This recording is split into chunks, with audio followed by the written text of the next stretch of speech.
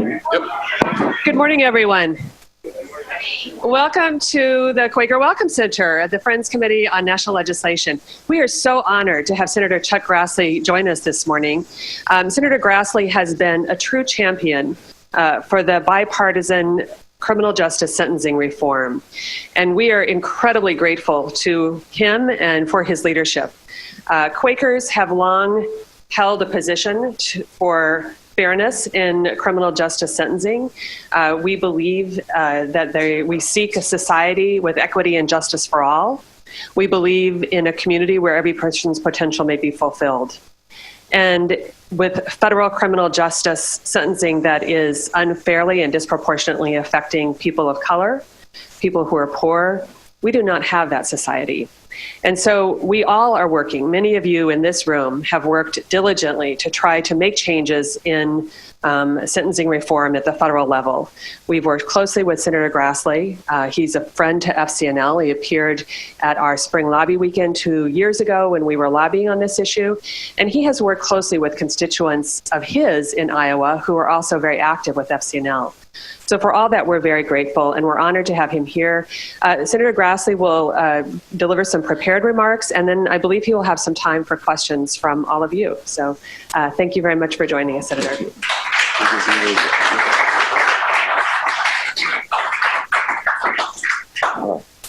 First of all, thank you for inviting me to be here with you. If you get invited back a second time, it must mean you didn't make people too irritated the first time. And I think represented in this room is something that America is famous for: the freedom of religion and the and being open to all sorts of faith or no faith. And I think we ought to be proud of that because it's one of the strengths of our nation. And I'm glad that groups like Friends Committee for National Legislation work hard to be a part of the national debate on many, many issues. But I'm particularly glad to be working with them on this very important issue dealing with criminal justice reform. Faith groups, I think, help senators pay attention to the better things, but a lot of times we're criticized quite frequently, and so it's always a blessing for me. I don't know about, I can't speak for 99 other senators, but according to I always remind them of this. People come up to and say, "We're praying for you." And I said, well, you're following 1 Timothy 2:1 and 2 to do that. And it's good to have people thinking about the fact that human beings don't have all the answers and you need strengthening. And that's part of the strengthening as far as I'm concerned. So you help us whether you know it or not. You invited me here to talk about criminal justice reform. Very happy to talk about it. Sometimes irritated that we're so successful at first of all, getting a bipartisan compromise, which is always hard.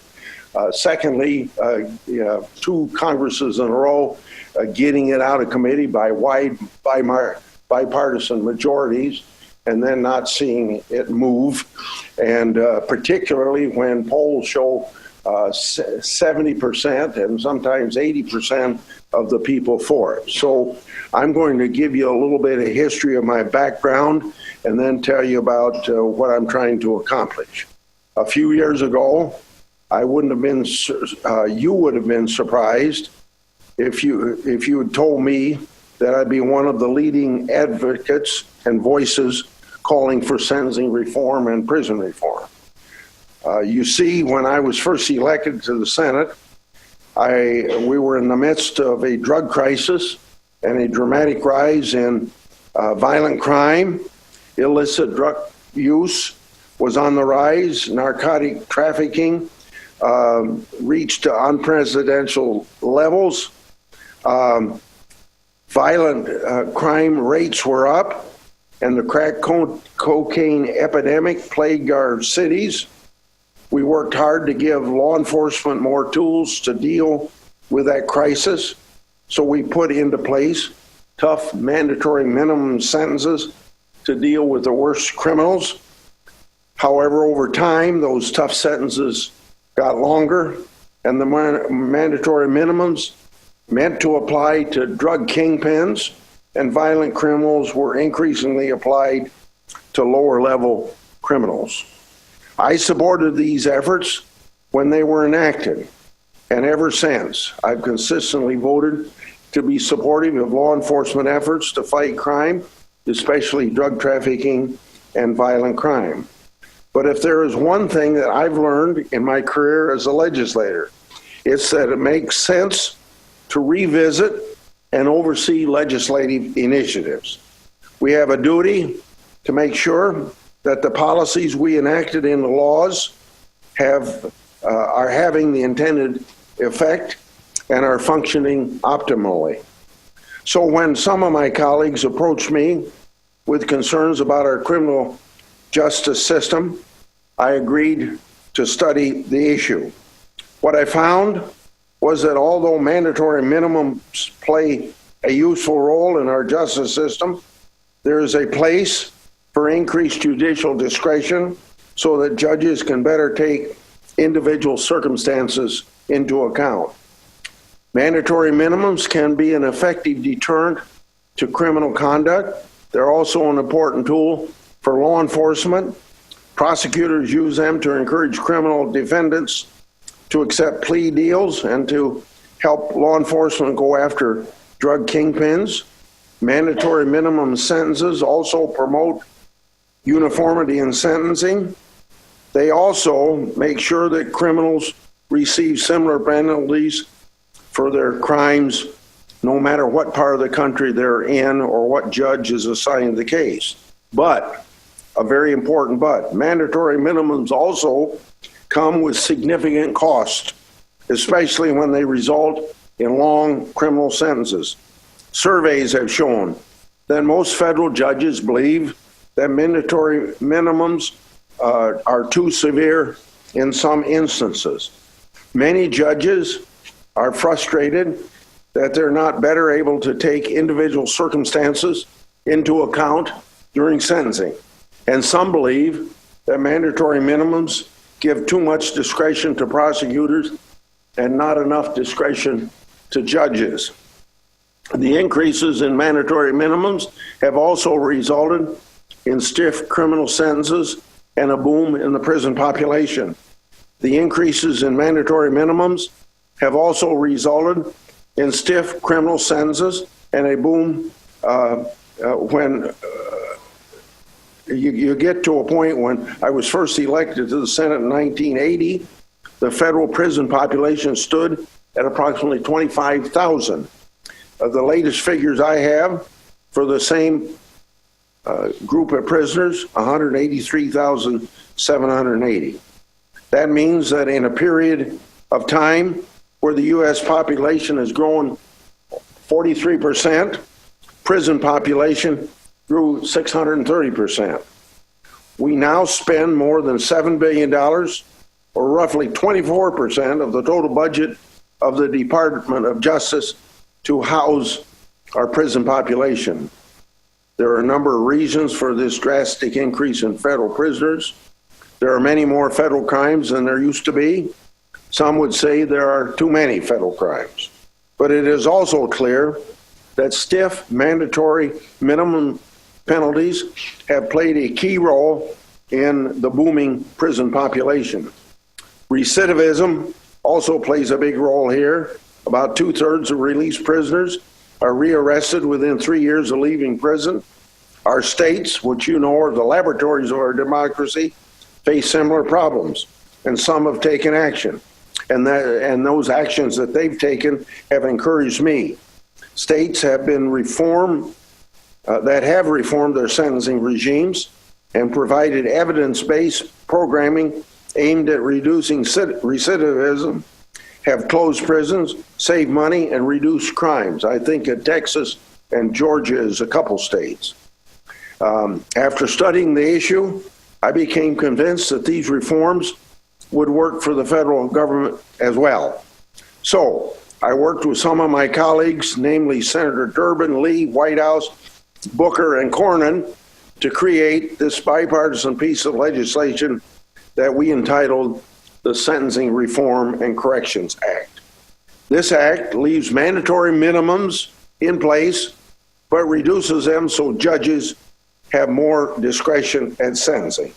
Let me say parenthetically here that I think one of the problems we have in moving this bill along, and a lot of law enforcement groups support it, but the ones that don't support it leave the impression on the public at large that if this bill passes, we're immediately going to open the door of the prisons, instead of what it actually does is just give people another bite at the apple, a chance to live a better life when they leave prison.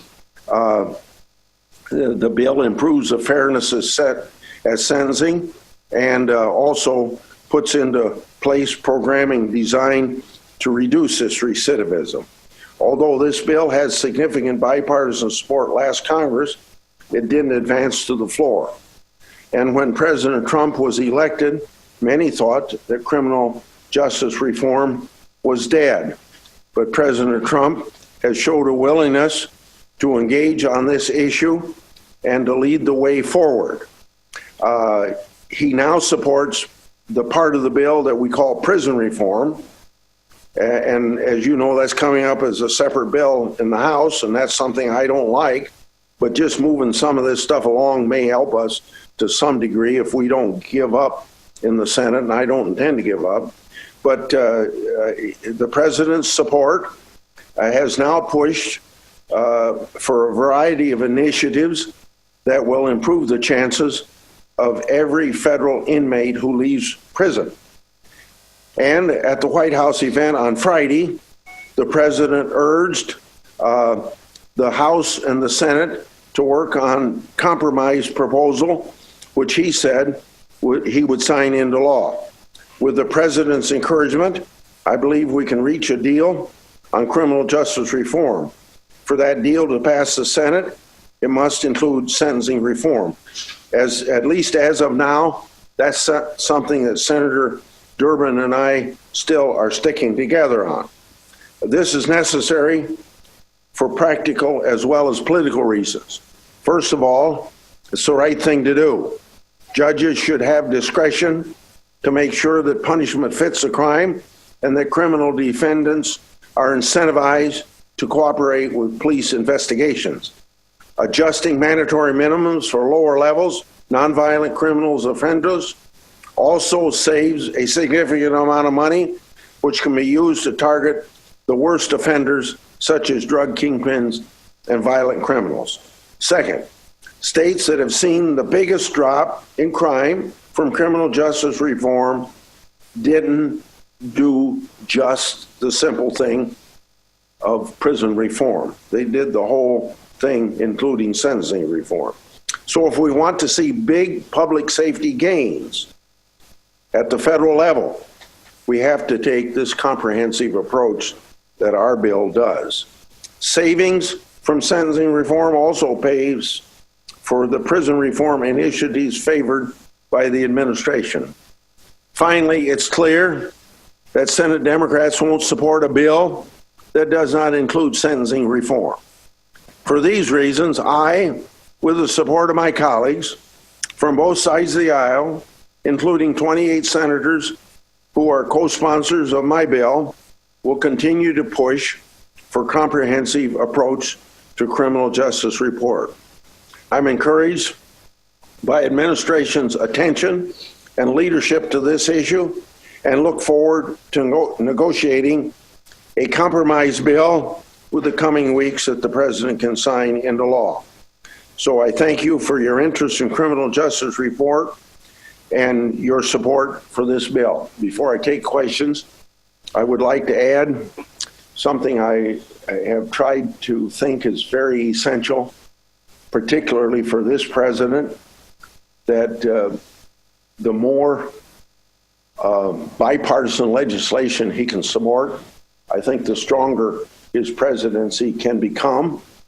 And this is one opportunity to do it, where not only do we have the bipartisan support already built in among the members of Congress, also the support at the level of the grassroots of America shown through the polls.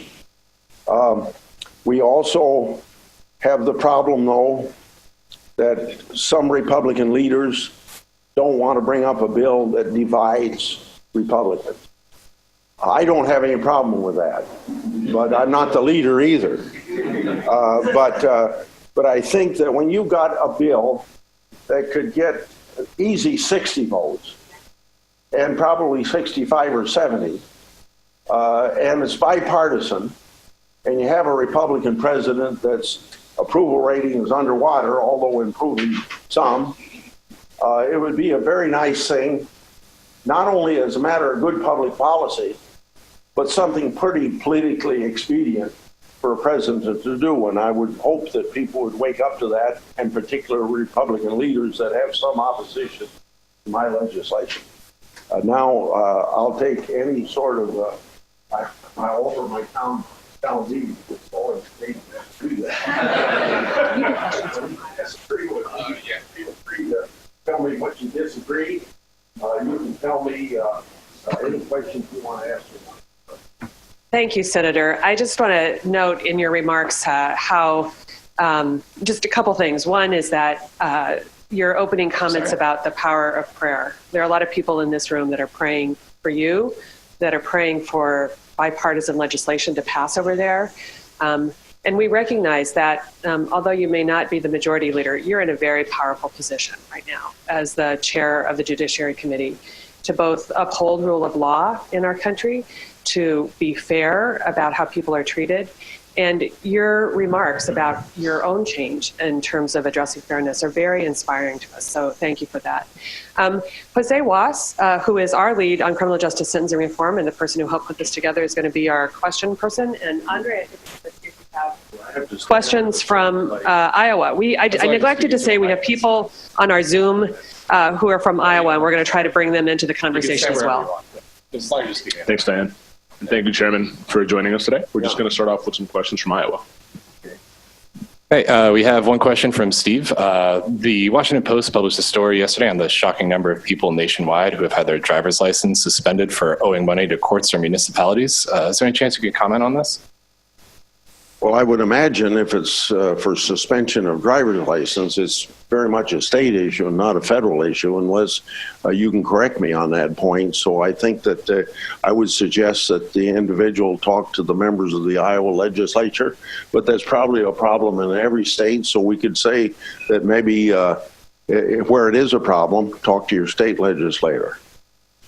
Okay. Also, for those of you watching on the live stream, if you have any questions, please type them into the chat window so that way I can see them.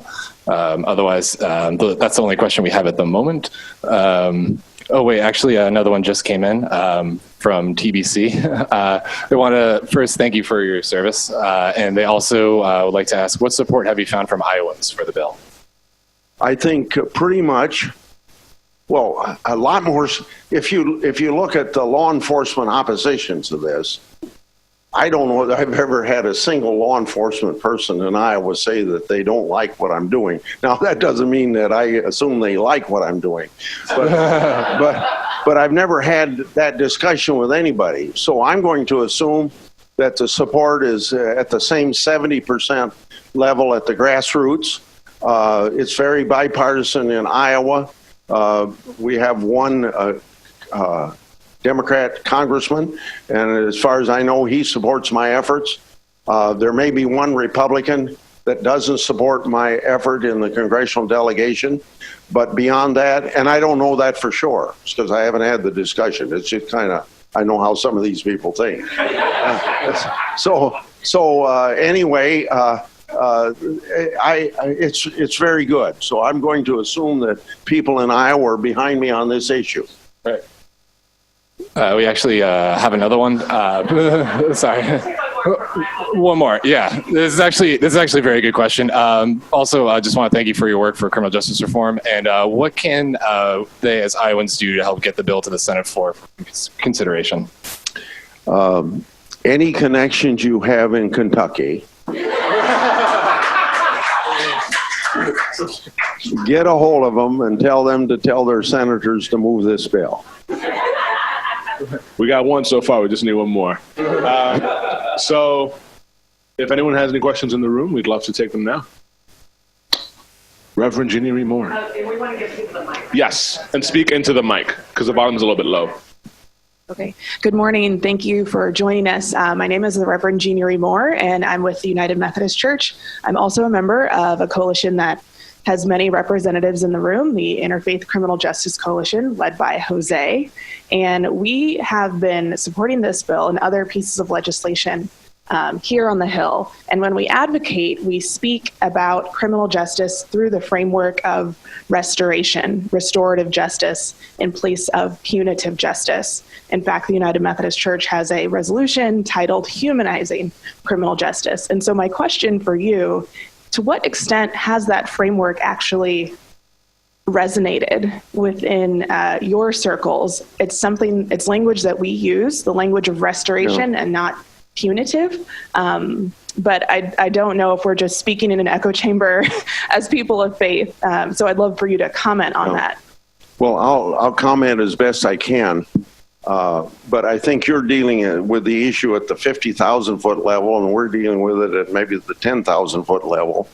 And so those words aren't necessarily used, but I think they're implicit in the fairness and the compassion that we're trying to put into a system that has punishment in it because it has imprisonment in it. And I need to ask you a question in return.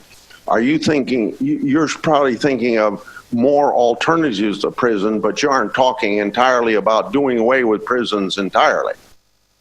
Right, not abolition, yeah, and not necessarily even alternatives. In the prison system. I was actually a prison chaplain intern in seminary, and so was very much a part of a system, but was part of that system with an eye towards restoration of the individuals who are incarcerated as well as the community. Okay, well, then it's easier for me to answer your question. I would say, connected with this bill, it hasn't come in, except it's just implicit in the prison reform part of it, that anything that could be done to change people's attitude, and to me, what you did as a chaplain within a prison would play a very important role in that. I think of Chuck Colson and some of the things he's doing. We had a very successful effort at the Newton prison in Iowa for several years until there was a court case against it. And because of church and state, it was ruled that they couldn't do that, and they're trying to find alternatives to that. So I guess without saying we're at the 50,000 or you're at the 50,000 foot level, there's no opposition that I would find to it. I'd find it's very central to what we're trying to do. Yeah. Thank you. Chairman Grassley, my name is Jane Adams from Bread for the World. I just want to thank you for the work that you're doing on Judiciary Committee and for the Sentencing Reform and Corrections Act, specifically the bipartisanship and the effort that you've put into it with Democrats and other folks who might have different kind of political views than you do on the issue. I really appreciate your bill because it's good policy, but also because it pays for itself. The fact is that reducing mandatory minimum sentences or allowing judges to have more discretion will save money, and that money can then be used to work on things like prison reform and making sure folks have access to a job when they leave prison. I'm curious, the proposal that we're seeing in the House has money that is perhaps authorized but is not appropriated. And realistically, in the kind of political climate we're in, what is the likelihood of a bill that doesn't, have savings as a part of it actually becoming an effective law? If that bill came up by itself in the United States Senate, and I've already inferred that Durbin and I think we have enough votes to keep it not from coming up by itself unless there's applicability of what we're trying to accomplish. Then if that bill would come to the Senate, it was brought up all by itself, and it wasn't paid for, it would be subject to a point of order that would take 60 votes to override it. So it could not be brought up unless it got a waiver, and you'd have to have at least 60 votes to get a budget waiver. So what are they doing? It's like, what are they doing in that? Why are they working on something that doesn't pay for itself when there's proposals that do pay for itself? You'll have to ask somebody else. Yeah. Can I, something came to my mind because somebody from Iowa asked how they could help. And this is more for all of you in this room because you're out here where you're operating 24 hours a day on trying to get things done or not done. And some of you are probably cynical about the group of people I'm going to point you to, but I think that they can be very helpful if you know some of them. And I don't even know their names. I've talked to one of them. I can't even, off the top of my head, give you his name. But this group of evangelical pastors that meet with the president from time to time, they think that they have some influence with him. This is a good time. Well, I said this to this one gentleman. Do what you can to make sure that the president understands that, like one excuse he gave, not to me, but to somebody else, well, remember, the Sheriff's Association supported me, see? So maybe that's why you can't be for sentencing reform. I mean, that's implied. Or some other reason. But this is, in order to tell this story further, how I think that the president ought to be approached would come from about 13 or 14 months ago, a conversation I had with Sessions. So Sessions comes to my office about something else. So I say, I want to talk to you about something. I said, I know where you are on being hard on crime, tough on crime. And I said, you can be as tough on crime as you want to. That's not in conflict with what we're trying to do here, because you leave the impression that we're going to open the prison doors and everybody's going to walk, and that isn't the way our bill works. It just gives an opportunity to reduce sentences because with mandatory minimums, we all admit that there is some injustice that comes. Now, maybe you folks would say there's always mischief. Unjust in that case. But so let's say that we're just trying to give another judge an opportunity to look at the case and say, was this guy sentenced for too long of a period of time? So he doesn't walk. He gets a shorter sentence if he's fortunate, see? So you can be tough on crime, have all the mandatory minimums you want, but there's some unfairness in it, and we all admit that, and he would have to admit that, and he admitted that same thing 20 years ago when he helped reduce the difference between crack and cocaine. See, and it's just that same principle we're trying to get done here. So he said something like this, and I thought it was a door opener, but it ended up it wasn't a door opener, as I found out in February. Well, can you guarantee it won't get worse? In other words, softer on crime when it gets to the floor. Well, I had that discussion with Durbin, and Durbin said, if that's what it takes, we can guarantee that this bill won't be changed on the floor of the House. In other words, there's no attempt by maybe more people in the Democratic Party than in the Republican Party to do that, see? So the president needs to be told, and the Sheriff's Association needs to be told, that this isn't going to open the door to the prisons like that. Now, somebody's supporting prison reform in the House. And I read in the newspaper, I don't know if this is accurate or not, but somebody reported if this bill passes, 4,000 people are going to be able to walk. Well, if the prison reform part of it gives 4,000 people, and I'm going to say that's a legitimate thing for them to do, but if they can do that, how can they use this same excuse against criminal justice reform? I mean, against sentencing reform. That's the way I see it. And if you, and so I'm just asking you, if you can get with those people that meet with the president from time to time and pray with him, if you can convince them to convince him that this ought to include sentencing reform, if you want to get anything done, assuming Durbin and I's approach to it can be carried out. You kind of know how I feel about it? So I want to take the chairman's prerogative here, and I have a question. As Reverend Moore said, you're preaching to the choir. There's definitely folks here who preach the word of God in prisons, Quakers who do Alternatives to Violence Project in prisons. So we do the work as well as come on Capitol Hill and support champions like yourself. And I think that beyond sentencing reform, there's also issues dealing with reentry, because when you leave prison, you have so little, and then you face almost 48,000 barriers. Can you speak a little bit to the role of reentry programs and grant programs in helping returning citizens returning to their communities? I guess all I could really say along that line is that if you want to avoid the cost of people getting out of prison, and recidivism has a big cost, that support needs to be done. And probably unrelated to any crime, but where I feel that I've already done some work in the area, but not in criminal law, would be in foster, aging out and foster youth, or what, is that what you call it, aging out, foster youth? Going at 18 and being kicked, the state doesn't support you anymore at age 18. Maybe some states do, but most states don't. You're kicked out of the foster home and you're homeless, and you get all your belongings in a garbage bag and go fend for yourself. So we have found that it's very necessary to have some support. Now, I don't claim that we've given them enough support, but we have done some little things that helps them along the lines between the ages of 18 and 23, I think, as an example.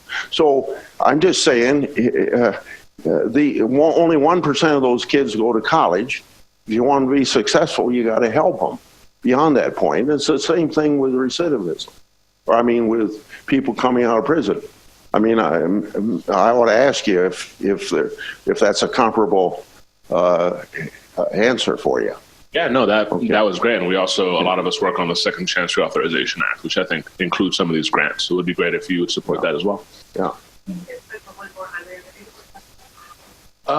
Yes, there actually is. There's one more question from Deborah, who wanted to thank you for your work on sentencing reform. And she was also curious if you could say something about the drug war and its effect on the prison population. The what? The drug war, the war on drugs. Well, as my figures gave you, a 630% increase when the population of the United States only increased 43%. I think that speaks for itself. And the cost that goes with it, rising from 25,000 to 600 and some thousand that are in prison. It's a pretty big jump. And a lot, maybe, would you say 25 or 30% of that is just based on drugs, or is it a higher percentage? I don't know for sure. Yeah. Okay. Well, anyway, it's very much a part of the cost of it, without a doubt. Now, maybe the question from my constituent comes from the fact of the use of the war on drugs. If somebody is saying that that we should not bring government to bear on drugs and all the consequences of drugs, I couldn't agree that that you should give up the battle against drugs, because we know what the outcome is. In particular, and maybe it's not the use of drugs, but the crime that comes from the money that comes from drugs. See? Yeah. Mr. Chair, I want to thank you for your work and all your efforts to bring justice into the justice system. And you have a room full of faith advocates who are ready to continue doing the work of continuing to try to end mass incarceration. So thank you. And want to open the floor if you have any closing remarks.